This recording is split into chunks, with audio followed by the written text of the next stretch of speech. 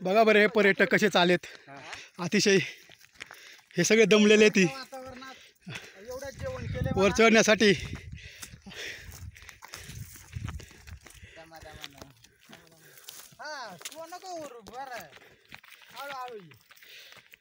आमच्या संग गाईड म्हणून गंगारामी आलेत.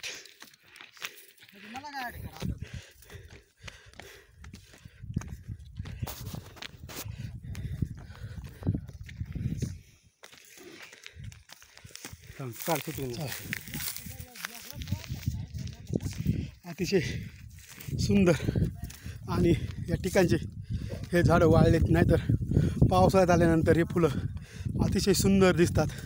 हे फुलांची झाडं आता पाणी नसल्यामुळे वाळून गेलेत.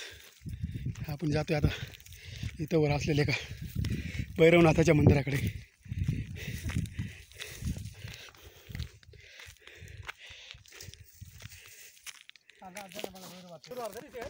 आणि आता या ठिकाणी पर्यटकांची मोठी संख्या वाढली. आता पर्यटकांपासून दुर्लक्षित असलेला हा पाबरगड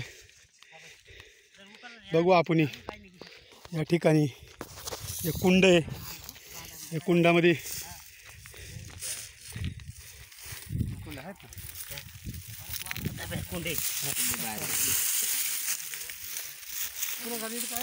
राजा महाराजांच्या काळामध्ये याच्यामध्ये भात काढलं जायचं. हे बघा हे कुंड याला उखळ म्हणतात. हे उखळ या ठिकाणी अनेक किल्ल्याचे अवशेष सापडतात, पण हा पुरातन विभागाच्या नजरेतून अतिशय दुर्लक्षित राहिलेला किल्ला आहे. या किल्ल्यावर आपण पाहतोय तर या ठिकाणी सैनिक राहायचे. हा किल्ला म्हणजे अतिशय त्या काळात या किल्ल्याला अतिशय महत्त्व होते. मात्र कालांतराने हा किल्ला पडला गेला आणि त्याच्याकडे दुर्लक्ष झालं. आपण बघतोय हे अवघड वाट आहे. या अवघड वाटाने पुढे गेल्यानंतर आता आपण जाणार आहे भैरवनाथाच्या मंदिराकडे. या ठिकाणी एक भैरवनाथाचं मंदिर आहे, ते आपण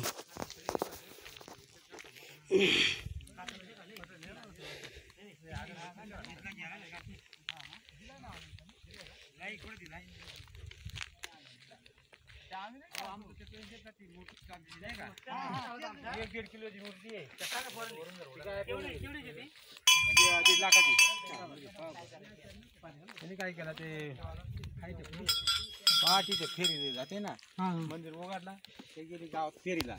तेवढंच तिकडे डिपी बंद केली. काय 1.5 लाखाची पण नेणार ना, काम करूनच नेले. त्याला प्लॅन करून गेले. मग फेरी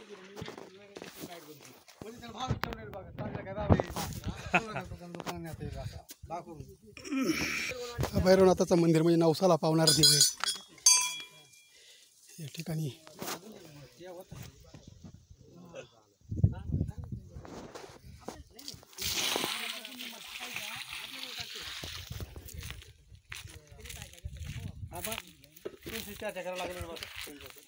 ही हौद आहे ती पण बघतोय जुन्या काळातली हौद आहेत. यामध्ये पाणी आहे.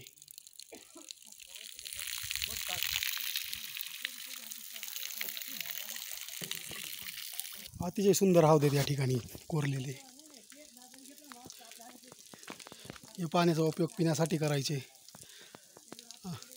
आणि राजे महाराजांच्या काळामध्ये घोडे यांच्यासाठी हे पिण्याचं पाणी असायचं. आपण बघतोय काय हौद आता मातीने बुजलेत.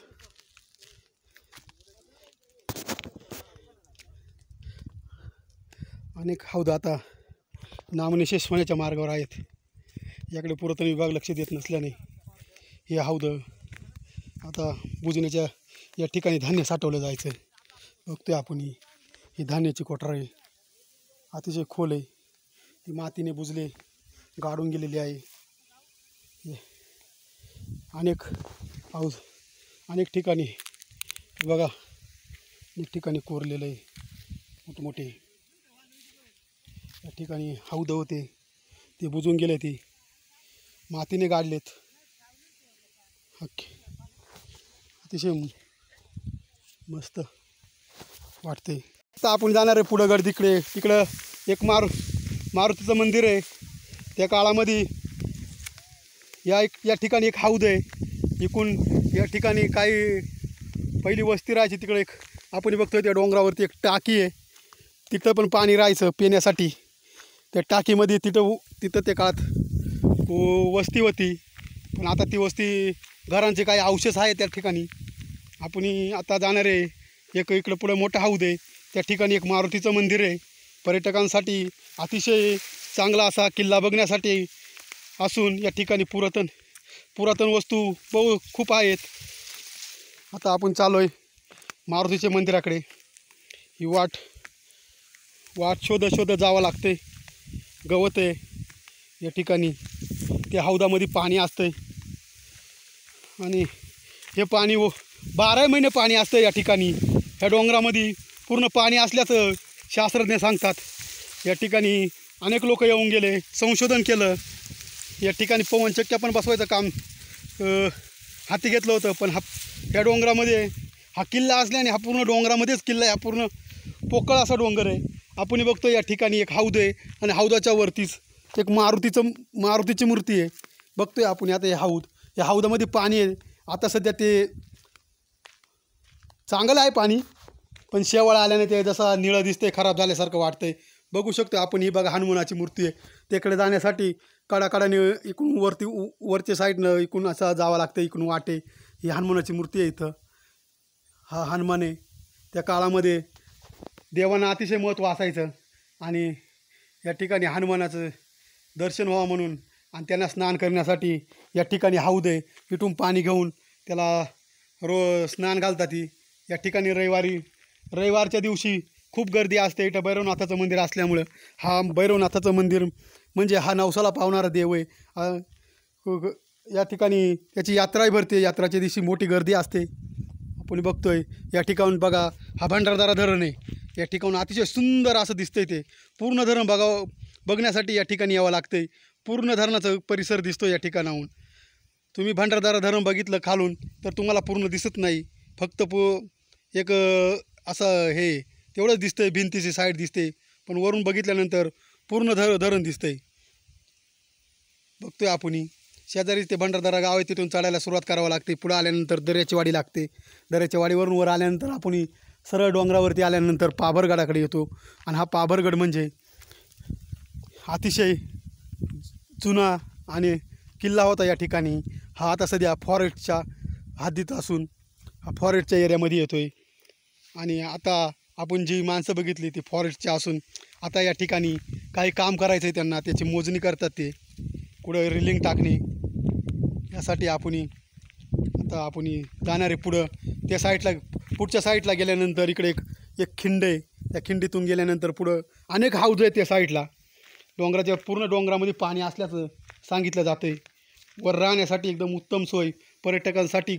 या ठिकाणी आल्यानंतर खरंच मनाला आनंद वाटतो आहे का आपण काहीतरी इथं बघितल्यासारखं वाटतं आहे. आपण आता जाणार आहे पुढं. अजून आमचे माणसं येतात मागून. बघू.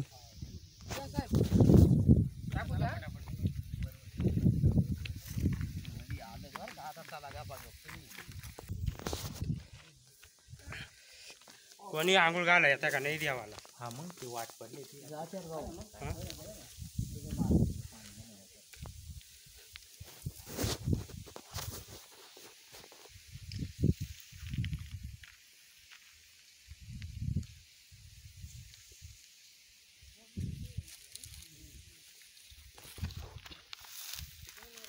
आथरले.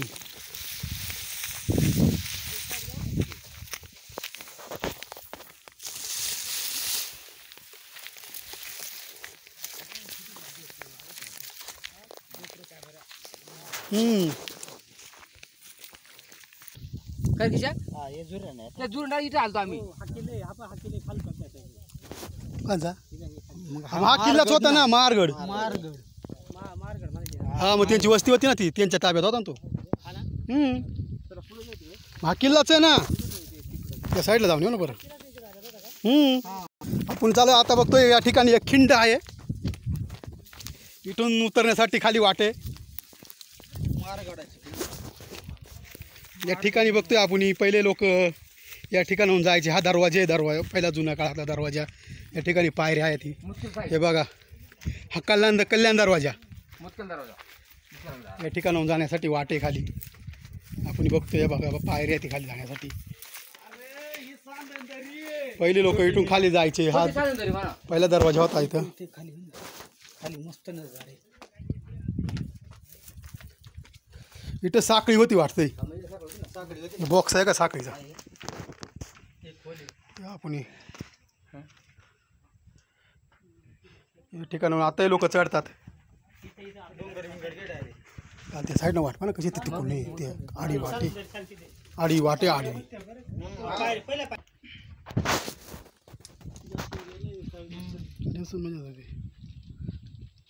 शिवाजी महाराज येत बघा.